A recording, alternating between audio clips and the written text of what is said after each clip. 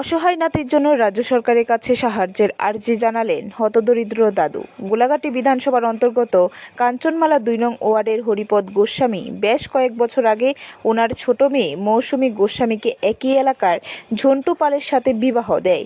বিয়ের পর স্বামীর বিভিন্ন যন্ত্রণা থেকে মুক্তি পেতে মৌসুমী গোস্বামী গর্ভবতী অবস্থায় তার বাবার বাড়িতে চলে আসে। পরে মৌসুমী গোস্বামী তার বাপের বাড়িতে এক পুত্র সন্তানের জন্ম দেয়। সন্তান জন্মবার পর ঝন্টু পাল এখনো পর্যন্ত তার সন্তানের কোনো ধরনের খোঁজ খবর নিতে আসেনি।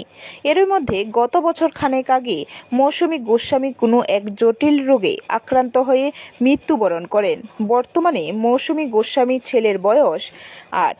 তার নাম রাজদীপ পাল।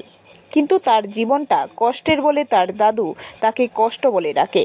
রাজদীপ পাল কাঞ্চনমালা এসবি স্কুলে ২য় শ্রেণীর ছাত্র।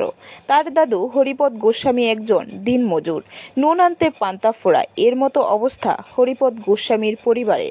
দুবেলা দুমুঠো অন্ন জোগাড় করতে হিমশিম খাচ্ছে হরিপদ গোস্বামী। এর মধ্যে অসহায় অনাথ নাতির পড়াশোনার খরচ চালাতে বেকায় পড়েছে বৃদ্ধ হরিপদ গোস্বামী। তাই শনিবার দুপুরে সংবাদ মাধ্যমে দ্বারস্থ হয়ে হরিপদ গোস্বামীর রাজ্য সরকারের দৃষ্টি আকর্ষণ করে অসহায় নাতি রাজদীপ পালের লেখাপড়া সহ তার উজ্জ্বল ভবিষ্যতের জন্য সাহায্যের আর্জি জানিয়েছেন।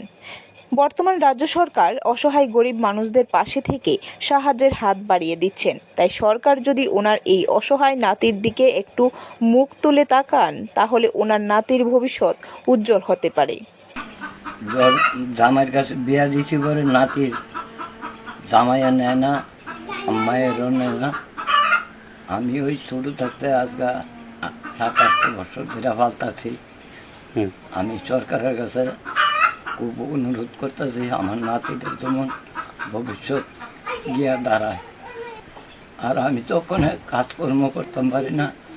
আমি ওখানে কীভাবে যে চলুন নিজের চলতে খুব সমস্যা। এই আমার কাছে এই আমার সরকারের যদি একটু নাতিটার দিকে থায় আমি একটু বাঁচতে পারি। ব্যুরো রিপোর্ট, খবর ত্রিপুরা।